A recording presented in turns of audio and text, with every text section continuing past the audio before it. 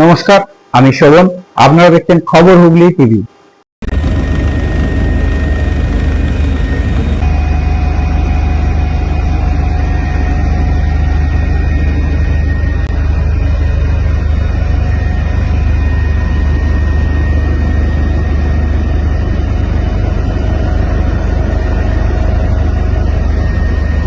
ভিডিওটি দেখলেন মাননীয় মুখ্যমন্ত্রী বন্যা কবলিত এলাকাগুলি হেলিকপ্টারে পরিদর্শন করলেন। বন্যা কবলিত এলাকাগুলি গিয়ে বানভাসী মানুষের পাশে দাঁড়িয়েছেন এবং তারা যেন সুস্থ এবং নিরাপদ স্থানে থাকতে পারেন।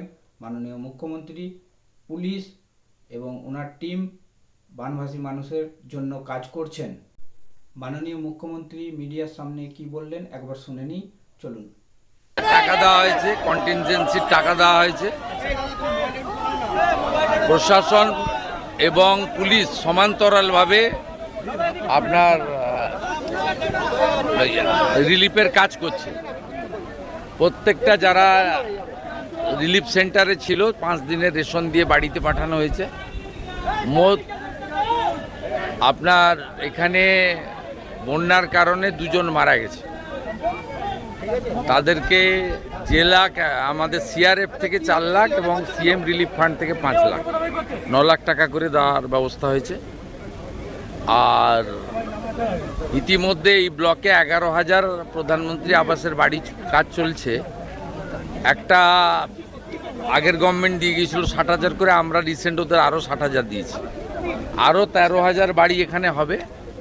বাড়ি টাকা পেয়ে তৈরি করতে সময় লাগবে। যে 3,200 বাড়ি ড্যামেজ হয়েছে সবং ব্লকে প্রাথমিকভাবে, তাদের প্রত্যেককে 30,000 টাকা করে পার ড্যামেজের জন্য দেওয়ার সিদ্ধান্ত হয়েছে।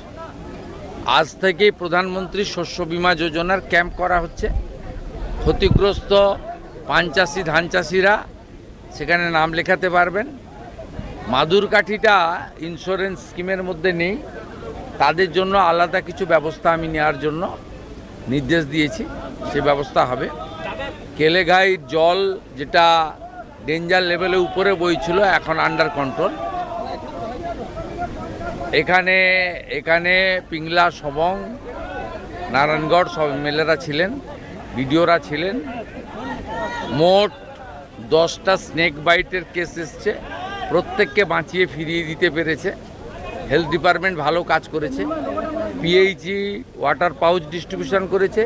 পুলিশকে আলাদা করে টাকা দেওয়া হয়েছে, তারা যাতে জলবন্দী লোকেদের বাড়িতে রেশন এবং 20 লিটারের খাওয়ার জলের জারকিন পৌঁছে দিতে পারে, সে কাজগুলো তারা করছে।